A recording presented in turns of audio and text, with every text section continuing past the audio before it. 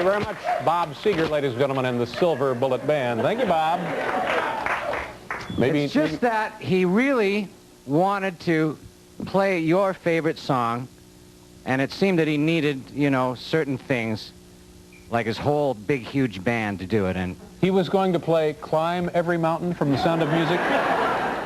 And he needed certain, you know, a full orchestra, and we just... I'm not buying it. He was supposed to be here 2 weeks ago. He weaseled out of that one. He was supposed to be here tonight, and he's weaseled out of this one.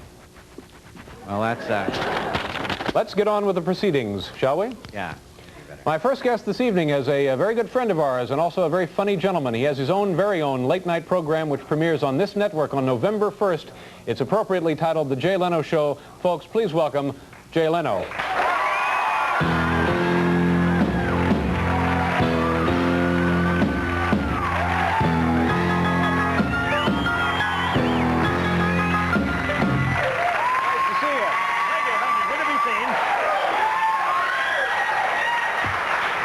The crowd goes wild. Oh, it's only 1% of the kids that are bad, huh?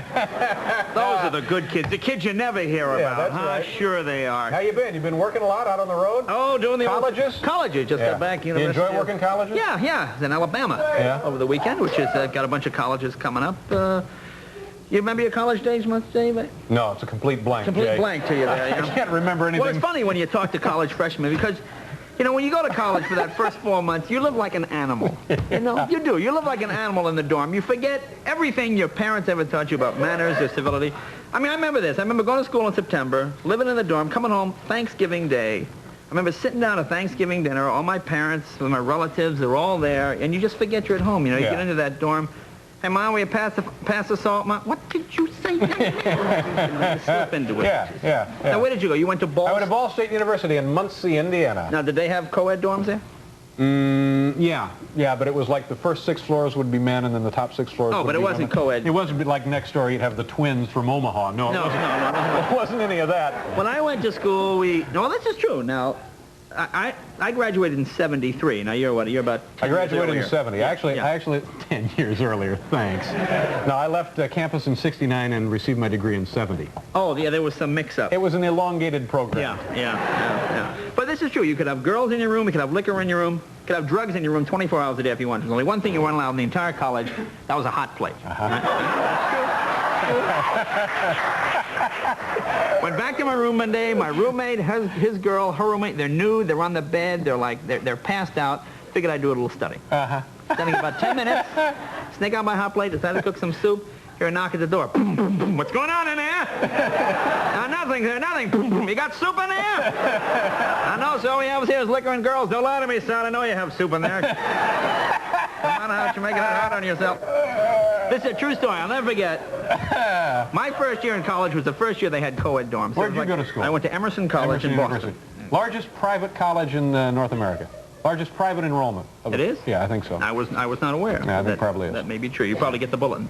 Anyway, I remember these parents came up for Parents' Weekend, and they had co-ed dorms. And these parents were walking around the dorm, and they caught this couple coming out of the shower room together. A guy and a girl just had a towel around them. This is a true story. And they hit the roof. They called the Boston papers. It was on all the media, all the TV, all the radio. They had a big thing about it, and everybody wanted the dean to say something about it, how he's going to handle it. And that shows you the kind of school Emerson was. They handled it pretty good. About a week later, the dean came out, and he says, as of November 9th, no parents will be allowed in the student dormitory.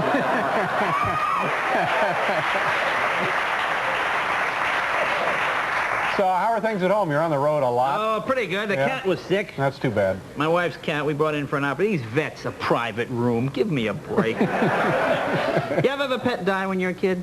Oh, yeah. Happened? Mom and Dad give it a little Tom McCann funeral, huh?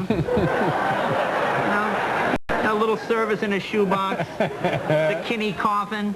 You know how that works. Daddy digs a hole, Mom reads a prayer, all the neighborhood kids line up. You know, and Fluffy stays buried till around midnight or so, then the other animals' neighbor would come around and dig him up. You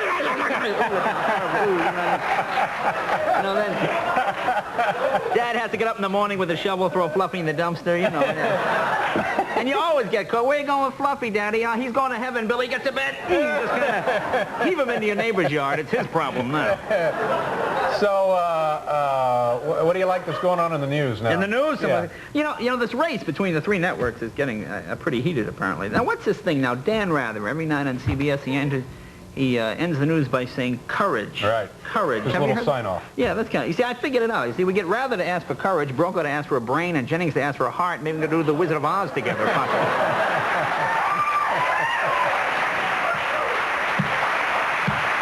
I like this guy in... this Nicaraguan thing is kind of interesting, isn't it? The airplane that went down? Yeah, it's kind of a strange situation. Got an ex-Marine flying a camouflage plane filled with guns and bombs. The government says it's some Club Med project. You know what I'm getting real tired of is this lone gunman. You know, now why is this? You know, about once a month, it's not a funny subject. We have this lone gunman. These people just start shooting and massacring. You know, it's odd how that works, you know. You go to other countries, Latin America, communist countries, there the governments do the massacring. Apparently here, we allow the private sector, more or less. We contract it out. Contract it out, yeah. And whenever someone commits a horrible crime in this country, newsmen always go to the criminal's old neighborhood and they interview his friend. You know, and people always say the same thing about the criminal. Bob Johnson? Kind of a loner. Seemed like a nice guy, always said hello. Now, why they put real neighbors on the news? I knew that pin had to pull something like this. They should have locked that guy up 5 years ago when he peed on my Oldsmobile. You got soup in there? We'll do a commercial, then we'll be back here with Jay Leno. Or Leno.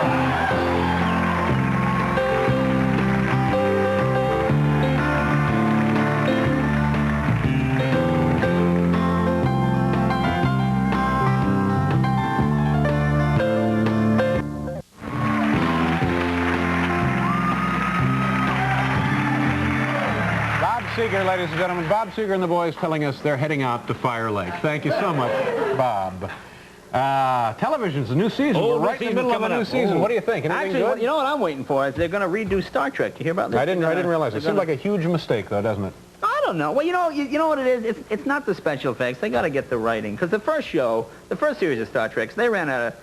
Well, you know, they ran out of money about halfway through, so they used whatever sets were lying around the Paramount lot. You know, it was always like, oh, here's a planet that looked like Kitten's bedroom from Father Knows Best. You know, and then they'd walk around that. But, you know, a typical example, you know, you need writers. There was one on the other night I saw. It was the one where the Enterprise lands on that planet that's inhabited only by women. You ever see this one? This is great. It lands on the planet, it's only women, and right away Kirk starts hitting on the head woman. You know, and they always have that scene. He goes to kiss her, and she says, "What is this Earth kiss?" You know? And then Kirk explains, well, this is how we show love on our planet. You know, and they have the whole thing. What is this Earth love you speak of? Oh, it's so funny. You know, she's got teased hair, mascara, a push-up bra. I'm sure they're the first guys to land on this planet. You know, they have this brothel floating through space. You know, it shows you 10,000 years from now, guys still think they're the first one, which is the stupidest thing about it. What is this? What does that signify? I've seen that before. Hey, let me see it again. That's the Vulcan symbol for goodwill. Now, speaking of TV, I have my show coming up. Oh, now stop it. Let me mention that. All right. I understand, Jay, you have your own program coming up. Surprisingly enough, David. And when will that? November 1st? November 1st. Yeah. The first Saturday Night Live is not on. And you have a sample for us tonight? I wasn't aware we had a clip. Well, it's a bit unorthodox, but let's take a look. Do you want to tell people what we're looking at? Well, this is just a clip. The show was all done in Philadelphia. Just did it on the street, one take, let it go, and see what happens. Okay. So this is from the upcoming Jay Leno show here on NBC, November the 1st. Watch closely. You appreciate motorists who are responsible enough to place a baby on board sign on their car.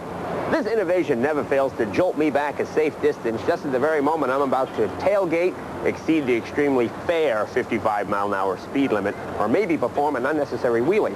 Now, it says baby on board, but I don't see a little tight down there anywhere. He's probably rolled under the seat.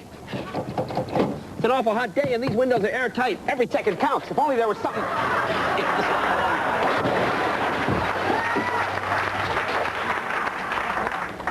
Fortunately, this car is empty. You know, I've never been happy to be wrong about something in my life. Oh, sure, that was a false alarm, but it's better to be safe than sorry.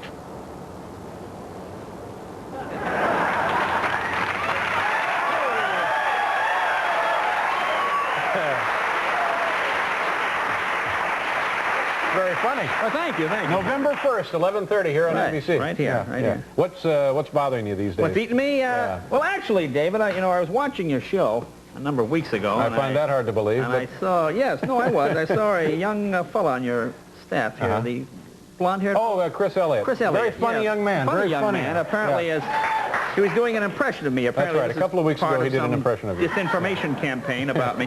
Do we have the? There it is, right there. There's a picture of. Oh yeah, that's Chris made up his roof. Yeah. Yeah. Of course, I laughed when I saw it. Some friends of mine, sometimes people take these things a little too seriously. I can see, yeah. I spoke with Chris earlier with somebody. Let's bring him up. Chris, come on up. Come on. Chris is back think the audience. Yeah.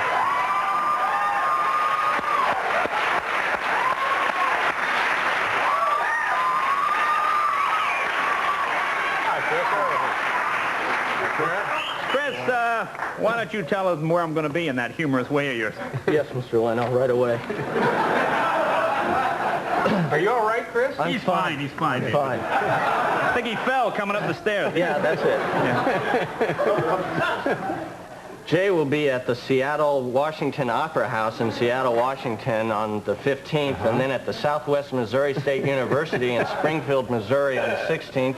The Indiana University... Yeah, right. Oh, this is pathetic. I'm sorry. Okay. Got that? Get the last couple in there. I think we're going to Lake Tahoe and you'll then be at Lake Tahoe and then at Fandle. That's highly unorthodox, Jay. When are we there?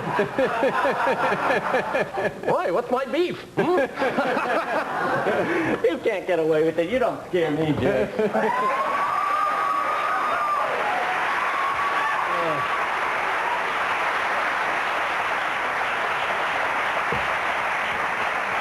So things are going great for you. Yeah. Kind of a funny kid, huh? Yeah, nice kid. Thanks for coming by. Well, thank you. Anytime, buddy. All right. Take care of yourself. We'll see you later. We'll be right back, folks, after station identification.